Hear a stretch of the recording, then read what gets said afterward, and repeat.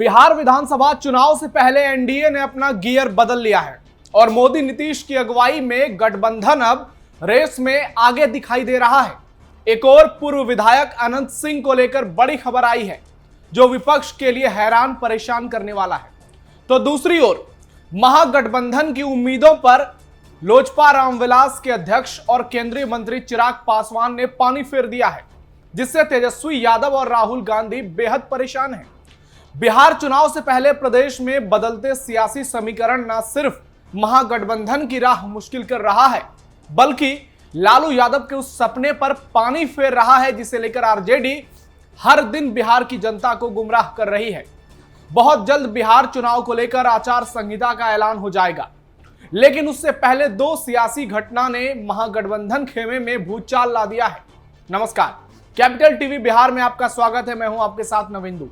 आज आपको बताएंगे अनंत सिंह और चिराग पासवान ने कैसे महागठबंधन के साथ खेला कर दिया है।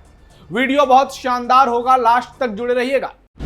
छोटे सरकार का बड़ा ऐलान, चिराग पासवान भी फॉर्म में लौटे। एनडीए में अब ऑल इज वेल, महागठबंधन पर हार का संकट। पहले आपको बाहुबली और पूर्व विधायक अनंत सिंह से जुड़ी खबर बताते हैं, फिर बात चिराग पासवान और नीतीश कुमार की दोस्ती की करेंगे। बिहार विधानसभा चुनाव से पहले सियासी हलचल तेज हो गई। बिहार के सियासी गलियारे में सीटों को लेकर सियासी बयानबाजी और एक दूसरे से मुलाकात का दौर बढ़ गया है।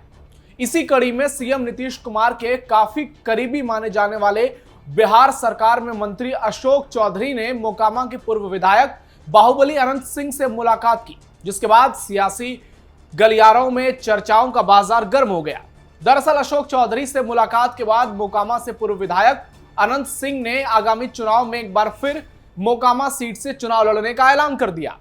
अशोक चौधरी मंगलवार अनंत सिंह के आवास पर पहुंचे, जहां भैंसों के तबेले में दोनों नेताओं के बीच खास मुलाकात हुई और यह वीडियो सोशल मीडिया पर खूब वायरल हुआ। इस दौरान अशोक चौधरी ने अनंत सिंह के भैंसों की नस्लों के बारे में उनसे जानकारी ली और अपना एक्सपीरियंस भी शेयर किया, जबकि सूत्रों का मानना है कि इस दौरान बिहार विधानसभा चुनाव की रणनीति, मोकामा सीट की सियासी समीकरण और संभावित समर्थन पर भी चर्चा हुई। हालांकि आधिकारिक तौर पर दोनों नेताओं ने मुलाकात को सिर्फ सौजन्य भेंट बताया, लेकिन असलियत आप समझ गए होंगे। आपको बता दें कि बिहार की सियासत में अशोक चौधरी को सीएम नीतीश के बेहद करीबी नेताओं में गिना जाता है। ऐसे में अशोक चौधरी का अनंत सिंह के घर जाना और चुनाव को लेकर चर्चा करना कई सियासी समीकरणों के संकेत देता है। 2022 में मोकामा उपचुनाव के दौरान अनंत सिंह की पत्नी नीलम देवी ने आरजेडी के टिकट पर जीत हासिल की। उस समय अनंत सिंह आरजेडी के साथ खड़े थे। मोकामा सीट हमेशा से बिहार की सियासत में हाई प्रोफाइल और हॉट सीट रही। यहां का राजनीतिक माहौल, जातीय समीकरण, स्थानीय प्रभाव और उम्मीदवारी की व्यक्तिगत छवि पर टिका रहता है। अनंत सिंह लंबे समय तक इस सीट के निर्विवाद नेता रहे, जिनका दबदबा विपक्षी लहर में भी कायम रहा। ऐसे में अनंत सिंह का एनडीए के लिए हुंकार भरना महागठबंधन को बड़ा झटका देगा, खासकर मुंगेर, लखीसराय और पटना में, क्योंकि अनंत सिंह का इन इलाकों में काफी प्रभाव माना जाता है। भूमिहार वोटरों पर अनंत सिंह का प्रभाव। कहा जाता है कि बिहार की सियासत में अनंत सिंह भूमिहार चेहरे के तौर पर एक बड़ा फेस माने जाते हैं, क्योंकि वो भूमिहार जाति से आते हैं। लेकिन उनका प्रभाव सिर्फ भूमिहारों पर नहीं, बल्कि सवर्ण जातियों पर भी है, दलितों पर भी है, ओबीसी पर भी है, क्योंकि उनकी पहचान जो है वो गरीबों के मसीहा के तौर पर है।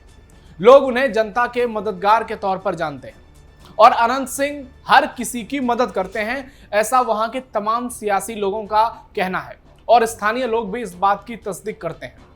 अनंत सिंह जिस तरफ होंगे, मोकामा में उस पार्टी का दबदबा देखने को मिलेगा, इस बात की पूरी संभावना है। फिलहाल वो जेल से बाहर आ गए हैं और चुनाव से पहले अनंत सिंह का बिहार की सियासत में एक बार फिर से इस तरह से कहें, जिन्होंने प्रचार प्रसार की जिम्मेदारी संभाल ली है अपने लिए, महागठबंधन के लिए एक बड़ा झटका है। वो खुलकर कह रहे हैं कि इस बार वो जेडीयू से चुनाव लड़ेंगे, यानी अंदर खाने बातचीत तय हो गई है और शायद इसी को कंफर्म करने के लिए अशोक चौधरी से उनकी मुलाकात हुई। अब देखना यह होगा कि अनंत सिंह और अशोक चौधरी के मुलाकात के बाद अनंत सिंह की जेडीयू में वापसी कब होती है। क्या फिर से वो पार्टी की सदस्यता ग्रहण करेंगे या फिर उनको एनडीए के किसी और दल में शामिल किया जाएगा। लेकिन अनंत सिंह के हाव भाव बता रहे हैं कि वो जेडीयू से ही चुनाव लड़ेंगे।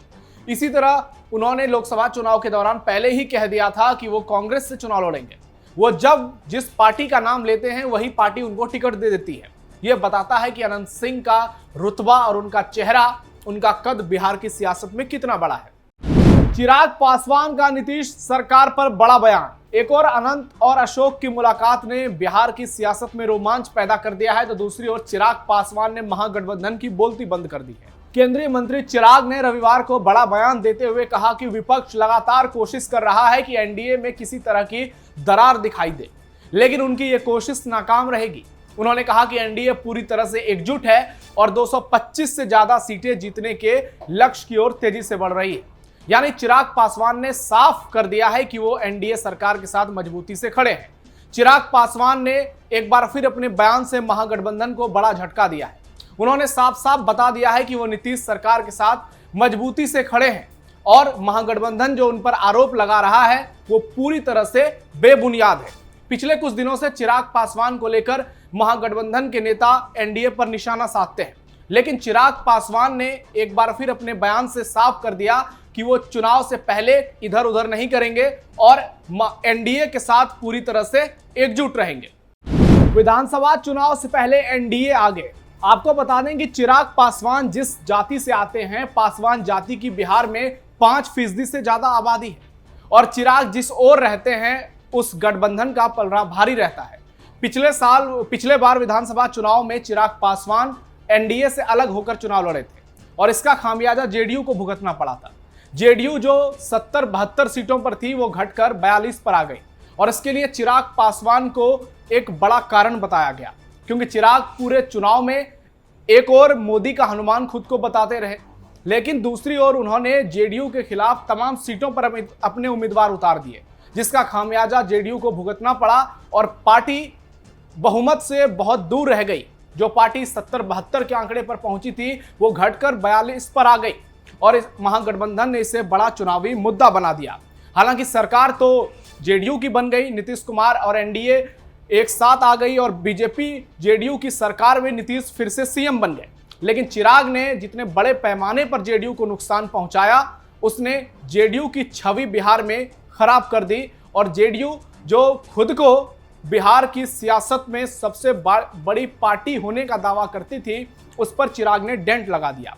हालांकि इस बार चिराग जितनी मजबूती से जेडीयू और एनडीए के साथ खड़े नजर आ रहे हैं उससे तो यही लग रहा है कि इस बार एनडीए रेस में आगे है। पीएम मोदी का बिहार दौरा कुछ दिनों में फिर से होने वाला है। पुनौरा धाम में नीतीश कुमार के मंदिर निर्माण को लेकर चिराग पासवान ने हुंकार भरी और उन्होंने कहा कि उनकी ये मांग लंबे समय से रही है। तो चिराग पासवान खुलकर एनडीए का समर्थन कर रहे हैं और महागठबंधन से उन्होंने एक बड़ा मुद्दा छीन लिया है। तो इस खबर पर आपकी क्या राय है? आपको क्या लगता है विधानसभा चुनाव से पहले चिराग का इस तरह से खुलकर एनडीए का समर्थन करना क्या महागठबंधन के लिए वाकई में एक बड़ा झटका है और इससे चुनाव में क्या असर दिखाई देगा? वहीं अनंत सिंह को लेकर आप क्या सोचते हैं? कमेंट बॉक्स में अपनी राय जरूर दीजिएगा। फिलहाल के लिए इतना ही। ऐसी और भी दिलचस्प खबरों के लिए आप जुड़े रहिए कैपिटल टीवी बिहार के साथ। धन्यवाद।